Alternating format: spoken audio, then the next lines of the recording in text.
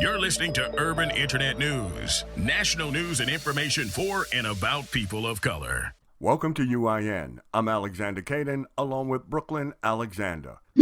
Melinda Gates, the wife of billionaire Bill Gates, has reportedly suggested in a recent interview with Time magazine that Black and Latino people should be the first to get the COVID-19 vaccine once it becomes available. However, keeping it real, many African Americans are very skeptical about vaccines since they've been used by the U.S. government in the past to knowingly inject Black people with diseases.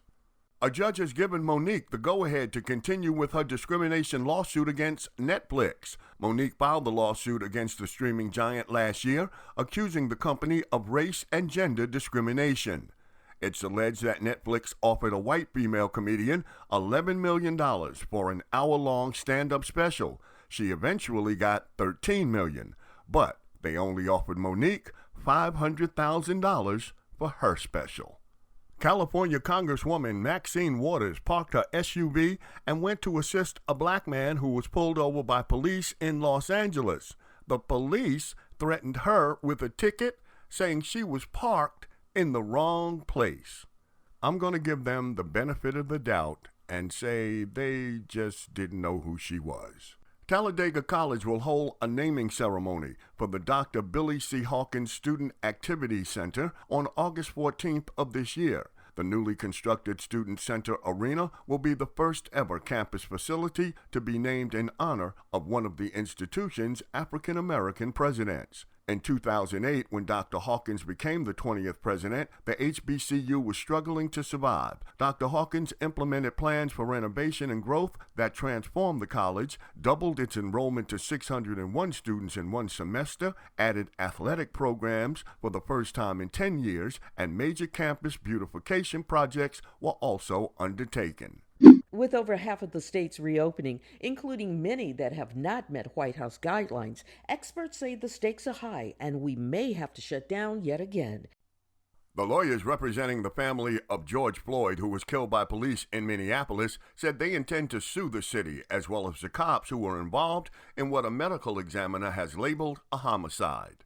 For the third year in a row, a team of African-American students known as the Atlanta Great Debaters defended and won the championship title for the International Harvard Debate Competition. Held virtually this year because of COVID-19, they competed against students from more than 25 countries.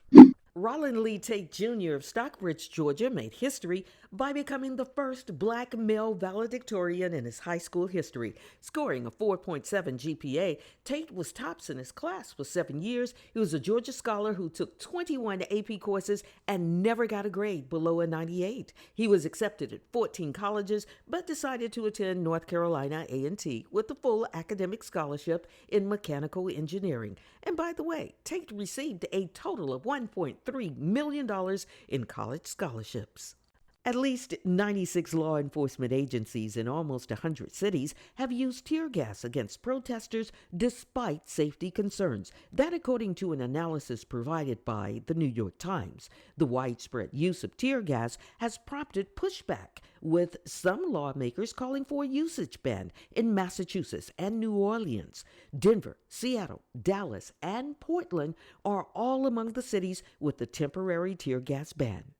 The Wharton School of the University of Pennsylvania named Dr. Erica James its first female dean and first person of color to hold the position in the school's 139-year history. And now, the University of California has followed suit, selecting Dr. Michael Drake as the first Black president of the 280,000-student system. Dr. Drake is a trained physician and received unanimous approval from the UC Board of Regents.